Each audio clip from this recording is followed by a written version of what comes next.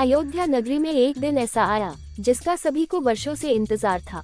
राजा दशरथ और माता कौशल्या के आंगन में भगवान विष्णु के अवतार के रूप में राम का जन्म हुआ। इस दिन पूरी अयोध्या दीपों से जगमगा उठी, ढोल नगाड़े बजे, लोग खुशी से झूम उठे और चारों ओर जय श्री राम की ध्वनि गूंजने लगी।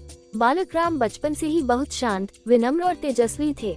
उनकी आंखों में करुणा थी और चेहरे पर हमेशा मधुर मुस्कान रहती थी। वे माता कौशल्या के बहुत लाडले थे, लेकिन पिता दशरथ भी उन्हें उतना ही स्नेह देते थे। राम अपने भाइयों लक्ष्मण, भरत और शत्रुघ्न के साथ खेलते, पर उनमें सबसे अलग बात ये थी कि वे कभी किसी को दुख नहीं पहुंचाते थे। बालक राम खेल खेल में भी धर्म और मर्यादा का ध्यान रखते थे।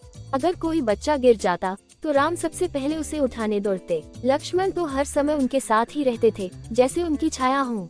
दोनों भाइयों का प्रेम देखकर सभी प्रसन्न हो जाते थे।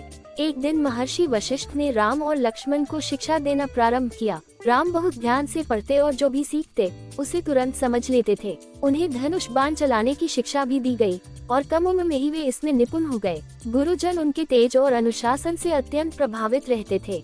राम का हृदय बहुत दयालु था। एक बार उन्होंने देखा कि एक पक्षी घायल है। राम उसे अपने हाथों में उठाकर महल ले आए और उसकी सेवा की जब तक वह ठीक नहीं हो गया।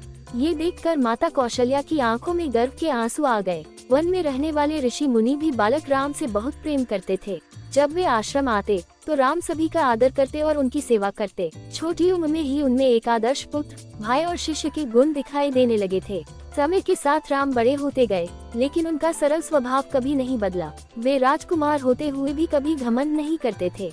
अयोध्या के लोग उन्हें सिर्फ राजा का पुत्र नहीं, बल्कि अपना रक्षक और आशा मानते थे। इस प्रकार भगवान राम का बचपन प्रेम, करुणा, अनुशासन और सच्चाई से भरा हुआ था। उनका बाल्यकाल हमें सिखाता है कि सच्ची महानता शक्ति में नहीं, बल्कि अच्छे संस्कारों और दया में होती है।